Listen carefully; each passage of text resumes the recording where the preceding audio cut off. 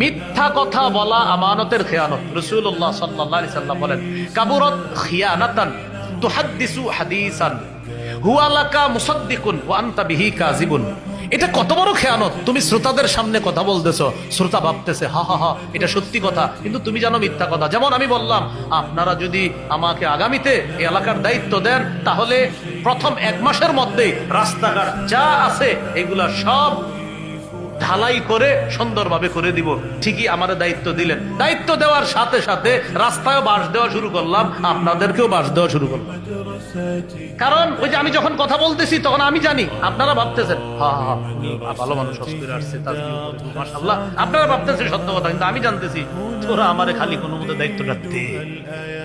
তো নবীজি বলেন কাবুরাত খিয়ানাতান, এটা কত বড় খেয়ানত, তুহাদ্দিসু হাদিসান হুয়া লাকা মুসাদ্দিক, তোমার সামনে যে কথা শুনে সে ভাবতেছে তুমি সত্য বলতেছো, ওয়া আনতা বিহি কাযিব, তুমি মিথ্যাবাদী, এটা বড় খেয়ানত। আল্লাহ আমাদেরকে